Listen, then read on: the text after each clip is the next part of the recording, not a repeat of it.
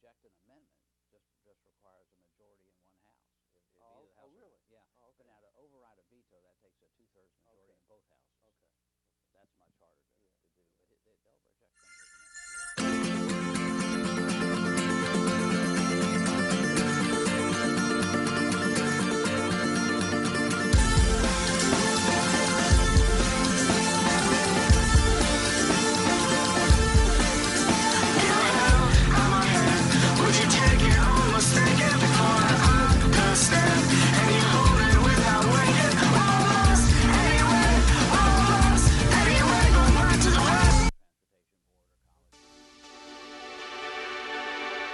The Virginia Cable Telecommunications Association and your local cable provider presents Cable Reports.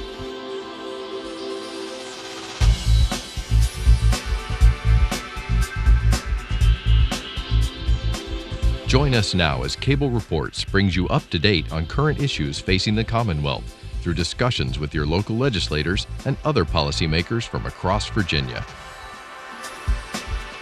Welcome from the General Assembly and the City of Richmond. I'm Woody Evans for Cable Reports and the Virginia Cable Telecommunications Association.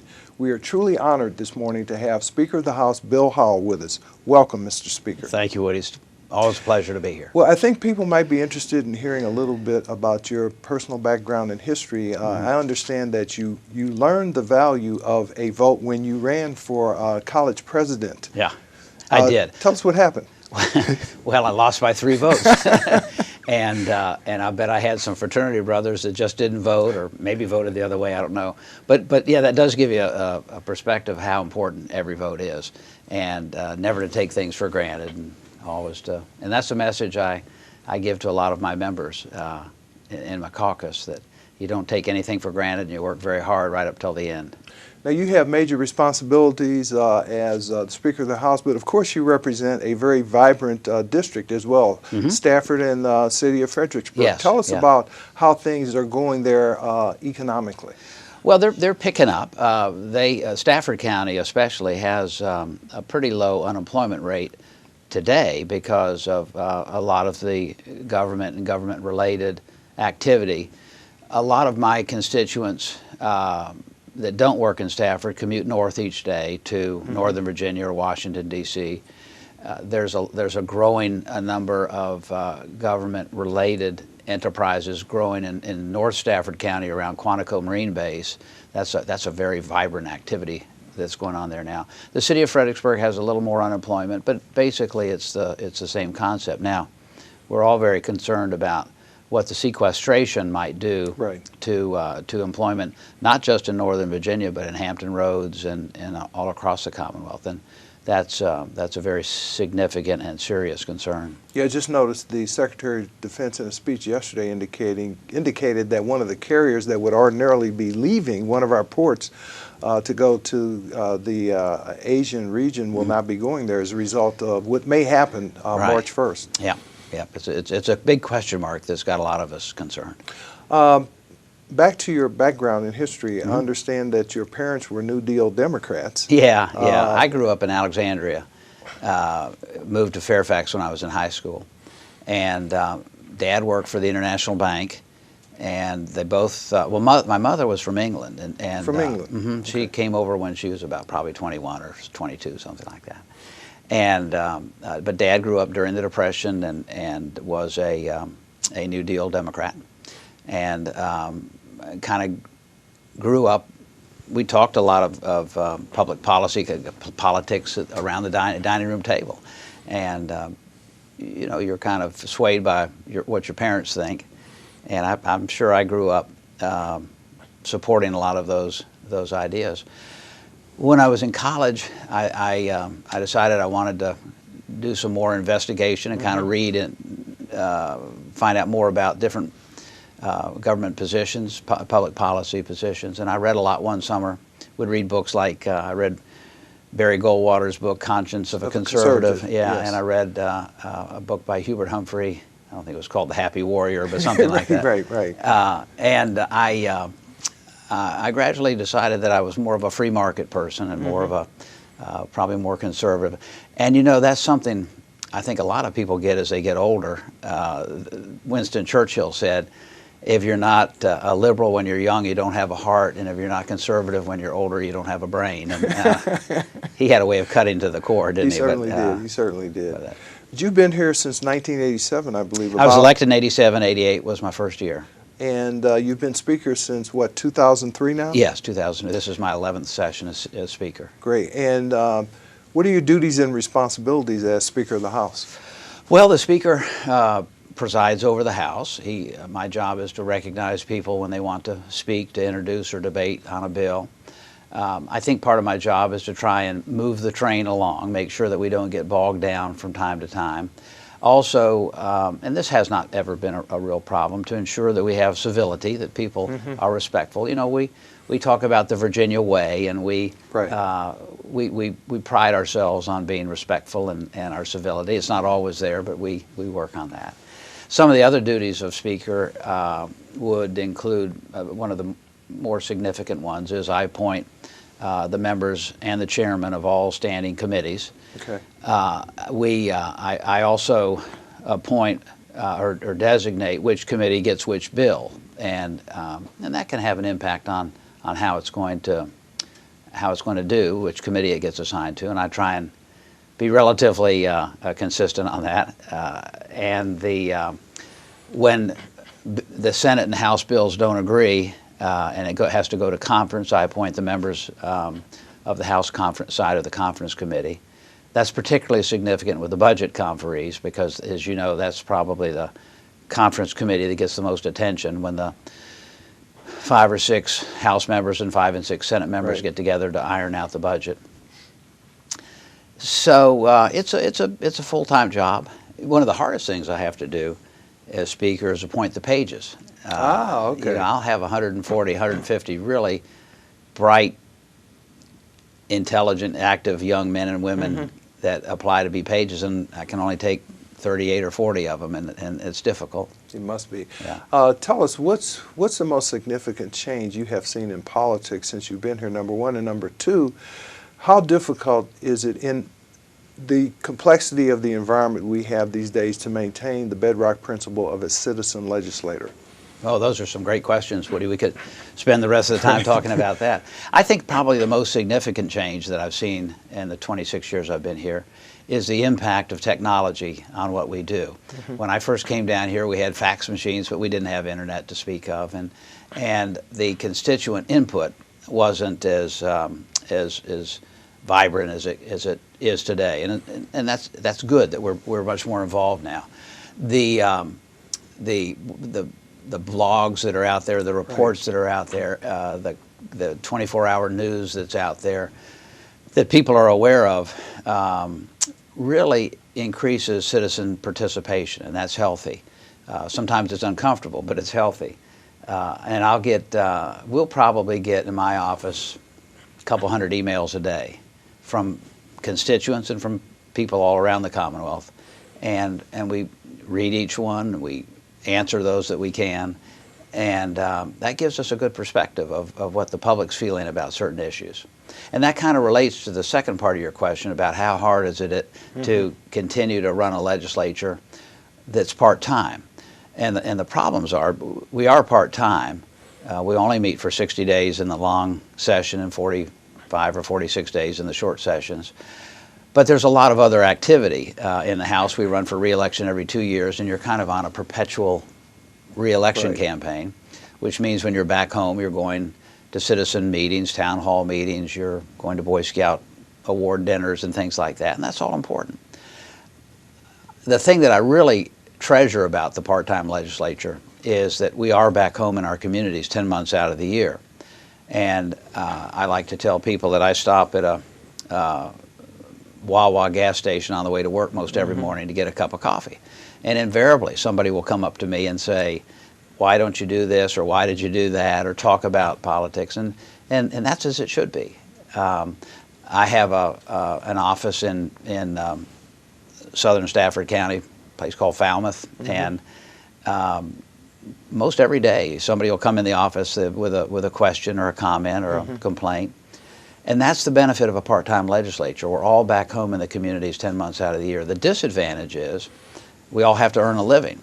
Sure. And it's tough for a lot of people to be able to give up their job for 2 months, if you will. Yeah, sure, you can. I practice law, and I'll try and do some legal work in my office back home Friday afternoons and Saturday, but you can't really keep up like you should. Right. And for people that work for corporations or larger businesses, it's increasingly difficult to get them to be able to participate. And I think I tell the bankers every year when I meet with them, because I used to work for a bank before I got involved in the legislature, and the bank, after a couple of years, it was clear they weren't happy that I was gone for a couple of months a year, and I can see their point. They got a bottom line to worry about. But I do think it's important for larger businesses, to the extent that they can do it, that they realize the benefit of a citizens legislature, and they realize the benefit of having one of their employees participating in that process. Transparency has increased by leaps and bounds. Technology has. You mentioned the budget and conferees. I hear tell that years and years ago, budget conferees used to disappear from the city, go someplace else, work out a deal, come back, and then announce it. Well, that was before my time, but there wasn't a lot of transparency when I first got here. They wouldn't leave the city, but they'd work in literally smoke-filled rooms and cut the deals. And now everything is much more open to the public, and that's really healthy. That's really good. And of course, you recently had to make a very difficult decision relating to the germaneness of a bill that was sent over from the state Senate regarding redistricting. Right. Talk to us about how you came to your decision and what your analysis consisted of. Well, and that's one of the things I didn't mention when you asked about the duties of Speaker. One of my duties is to make parliament rulings on points of order or parliamentary inquiries. And we have a rule in the House. They really don't have it, I don't think, in the Senate rules, that deals with something called germaneness. And the topic of germaneness deals with, are the two topics, the underlying bill and the amendment to it, are they related? Are they pertinent to the same thing? And if they're not, then our rules say that it can't be considered. And the reason is we don't want to be like Washington, where they tag all sorts of different amendments on a bill, and it catches you unaware. You really haven't thought about this or that proposition. So we have, and germaneness is really in the eye of the beholder. The person, you may think something's germane and I don't, and that's just a subjective difference. But what I've tried to do in my 11 years as Speaker, and what my predecessor, Vance Wilkins, initiated, was a fairly tight rule of germaneness. If someone was going to put an amendment on a bill, it had to really encompass the same thing.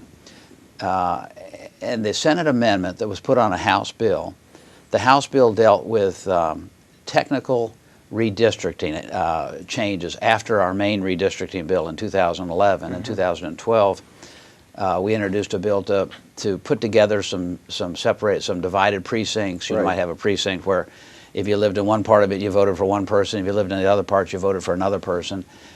And that's confusing and to the citizenry. And so every year after the redistricting bill passes, we canvass the registrars around the Commonwealth and ask if they can suggest some technical changes that might close some of these divided precincts.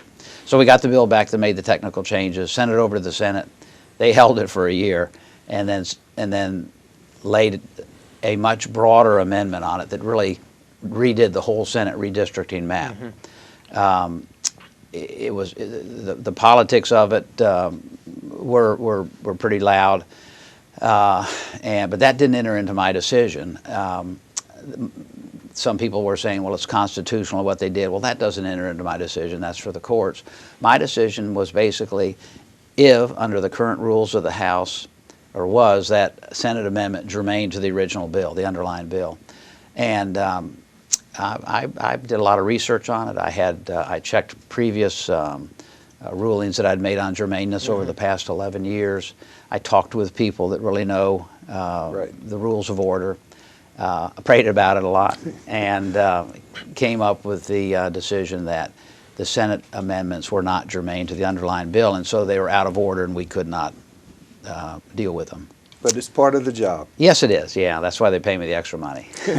Well, by the way, congratulations on getting the transportation initiative through the House of Delegates, and hopefully it'll be resolved over in the Senate side sooner rather than later. I'm hopeful. Yeah, the Senate, as you know, killed all their transportation initiatives. So the House bill, which I'm the chief patron of, is the only one left, and I'm hopeful. And I've had some assurances from leadership in the Senate that they will consider our bill. I'm sure they will put some of their ideas, some of their amendments Sure. on it, and probably where it will end up will be in one of those conference committees we were talking about earlier. And hopefully, they'll come up with something that is reasonable. The conferees, they'll be able to agree on something that both a majority of the members of the House and a majority of the members of the Senate can approve. As it stands now, do the fees that were associated with raising additional revenue still stand? For example, the $15 additional fee for registering a vehicle and the alternative fuel Right. vehicle. On the House bill, that again is the only one left, we still have the $15 increase for registration. The additional fee for alternative fuel vehicles or hybrid vehicles has been removed, so that's not in the bill now. Now, what about the pushback apparently from those who operate farm equipment relating to the retention of the diesel fuel tax? Right. We put a provision in the bill. That's a great question because, as you know, in the governor's bill, we eliminate the gasoline tax, Right. the 17.5 cents a gallon, but we keep the diesel tax. And the reason we keep the diesel tax is about 70% of it is used by people traveling through the Commonwealth, by non-residents. And of course, the big trucks that use it are the ones that do most of the wear and tear on the highway. So we left that in place. Unfortunately, that picks up people that have vehicles that they drive, cars that are diesel operated. And so there's a provision in the bill that's not unlike what we already do for farm vehicles. The farm vehicles, they keep their receipts and they send them in and they get a rebate. And we're going to probably do the same thing with vehicles used for personal. And there seems to be more optimism about the potential for legislation pending in Congress regarding the taxing of retail online sales. Yeah. We have the majority leader from Virginia, who you know very well. We have the chairman of the Judiciary Committee, Bob Goodlatte. Right. We have two former governors who are now U.S. senators that you've worked closely with. So there's some optimism there, even though that legislation has languished for some time. Right. Well, there's optimism. Somebody on the floor yesterday made the comment that Washington's not going to act on this anytime soon, and they may not for a year or two or three, but when they do, it's going to be significant revenue coming in to Virginia, and I think what our bill will do will make sure that new money, which we haven't received in the past, will be dedicated to transportation. You know, Woody, it's not a new tax. We have in Virginia, we call it the sales and use tax. And so we're supposed to declare that on our state income tax returns. And you know, very few people do. Very few people probably know about it.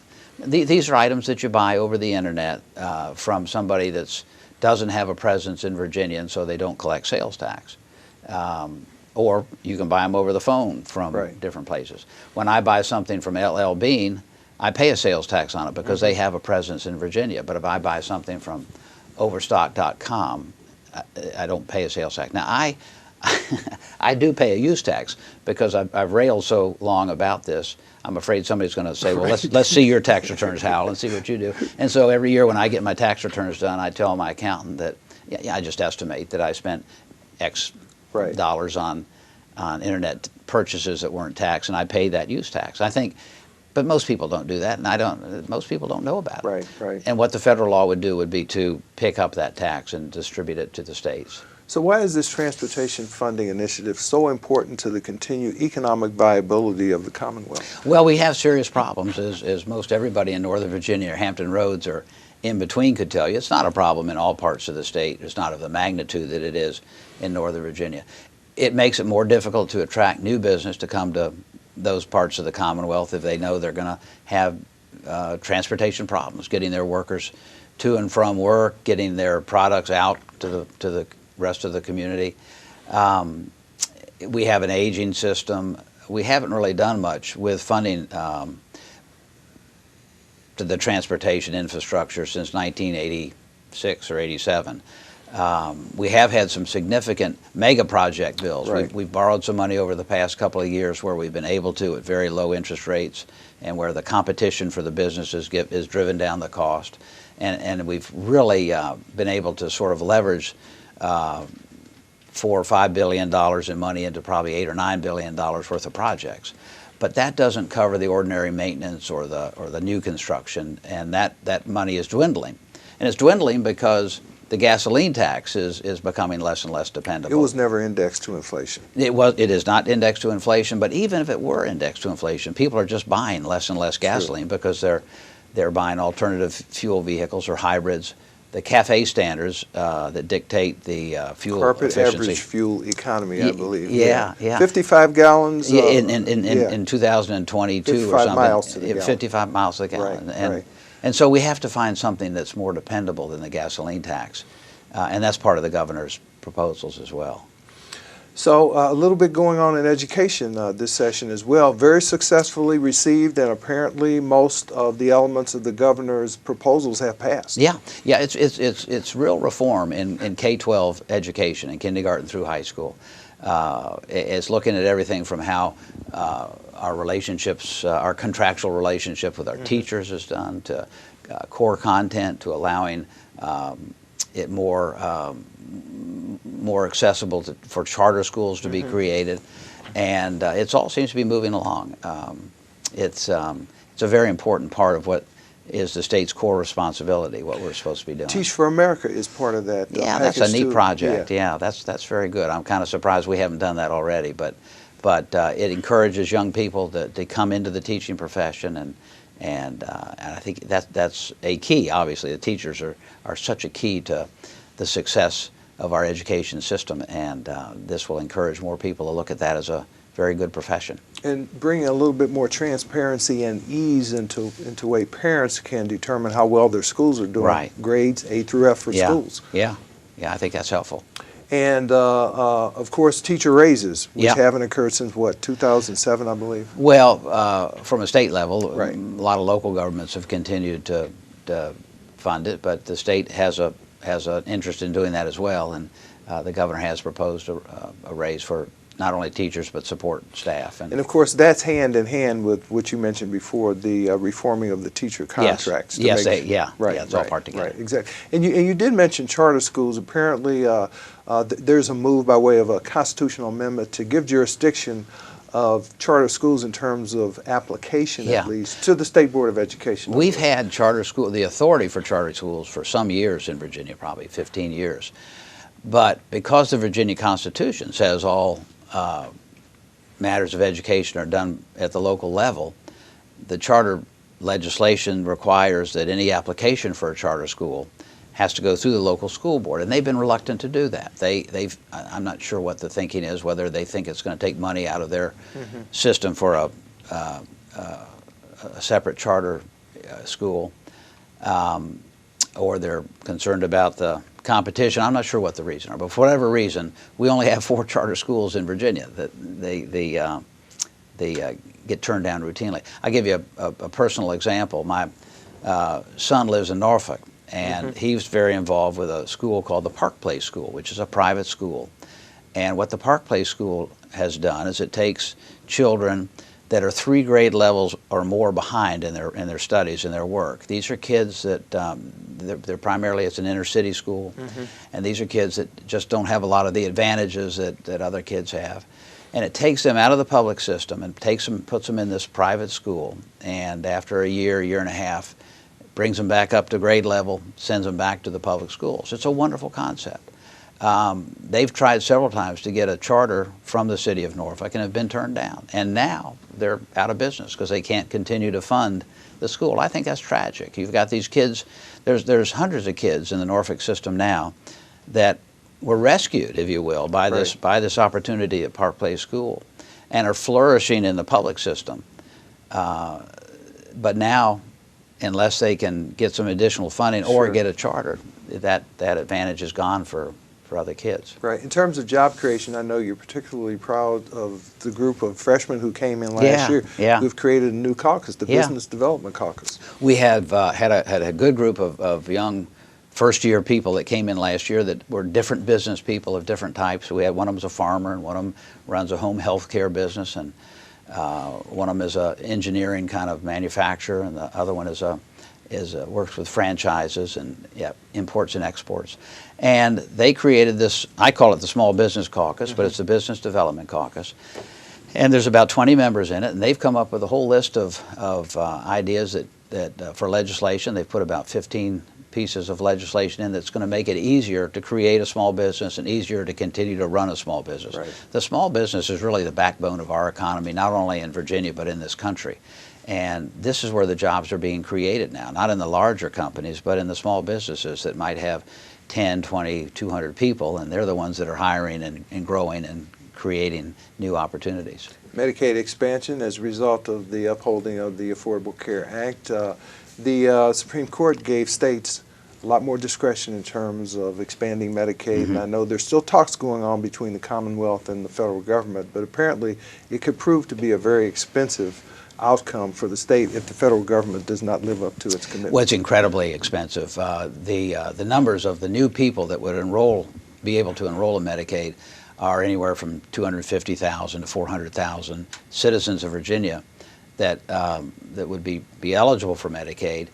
Medicaid's a broken system. We're spending it's become the second largest part of our budget. We spend over 22% of our general fund budget on Medicaid. 25, 30 years ago, it was probably 5% of our budget. 5 to 22%. Yeah, Wow. yeah. And a lot of us are really reluctant to expand Medicaid with, say, 300,000 more people on the promise that the federal government is going to pay for it all for 3 years and then 90% of it for the rest of the time. The federal government cannot afford to do that. This is trillions of dollars if every state participated in it that they don't have. They're over $16 trillion in debt now. They run a budget deficit of over $1 trillion a year, and they can't continue to do that. And the efforts are laudable. You want everybody to have health care insurance, but I don't think it's right to pour more money into a broken system. So we think this is an opportunity to work with the federal government on relaxing some of these standards, giving the states more control over their Medicaid funding. It's a 50-50 split in Virginia. We pay 50%, they pay 50%, except for this new expanded benefit. And we need more of a voice in it. There's a lot of opportunities to cut costs and save money, and if that will work out, I'm all for it. But I'm very skeptical of first of all, the federal government really loosening up their restrictions. That's very unlike what they've done over the past 20 or 30 years. But secondly, I don't see how they can afford to continue to pay. They just don't have the money. Well, we'll end it there, and good luck during the remainder of the session. Thank you very much. Thank you for your public service. Thank you, Woody. Really I appreciate the opportunity. Thanks a lot. Thank you for watching Cable Reports, brought to you by the Virginia Cable Telecommunications Association. Until next time, I'm Woody Evans.